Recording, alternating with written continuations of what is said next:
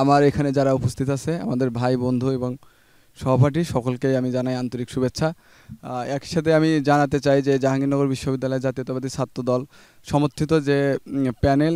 সাদি বৈশাখী সাতজাতিকরা প্যানেল আজকে 6 সেপ্টেম্বর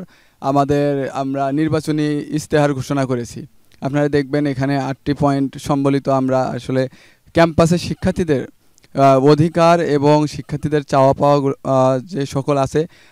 সেই সকল চাওয়া পাওয়া অথবা যে চাওয়া পাওয়াগুলোর জন্য শিক্ষার্থীরা অনেক দিন ধরে দীর্ঘদিন ধরে প্রশাসনের সাথে ডিল করে আসছে, নিজেদের সাথে ডিল করে আসছে, নিজেদের ভিতরে বিভিন্ন দ্বন্দ্বে বা যেটাকে আসলে নিজেদের করে পাওয়ার জন্য কাজ করে আসছে। এছাড়াও ক্যাম্পাসের প্রাণ প্রকৃতি থেকে শুরু করে শিক্ষার্থীদের খাদ্য, বাসস্থান, চিকিৎসা সেবা সংবলিত যত চাওয়া পাওয়া আছে সবগুলোই মোটামুটি আমরা আমাদের ইশতেহারে রেখেছি এবং আমরা বলেছি যে আমরা ইশতেহার দিয়েছি অনেক পরে, আমাদের ইশতেহারে এসেছে একদম নির্বাচনের কাছাকাছি বা দোরগোড়ায় এসে। আমরা এর আগে 8ম দিনের মতো আজকে আমরা নির্বাচনী প্রচারণা চালিয়েছি। আমরা শিক্ষার্থীদের কাছাকাছি গিয়েছি, শিক্ষার্থীদের কাছ থেকে জানার চেষ্টা করেছি যে আসলে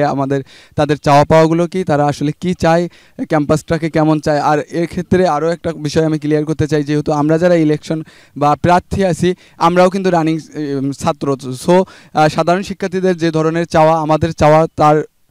বাহিরে কিছু না, বা আমরা যে ধরনের ক্যাম্পাস চাই সাধারণ শিক্ষার্থীরাও একই ধরনের ক্যাম্পাস চাই, যার জন্য সাধারণ শিক্ষার্থীদের পালস বুঝে আমরা যে ইশতেহার দিয়েছি আশা করছি সাধারণ শিক্ষার্থীদের চাওয়া পাওয়ার প্রতিফলন আমাদের ইশতেহারের মাধ্যমে ঘটেছে। এবং যদি আমরা নির্বাচিত হয়ে ভিপি বা আমাদের প্যানেল নির্বাচিত হতে পারে, আমরা এই অঙ্গীকারগুলো কাজে রূপান্তর করব এবং আমরা ক্যাম্পাসকে সুন্দর এবং একটা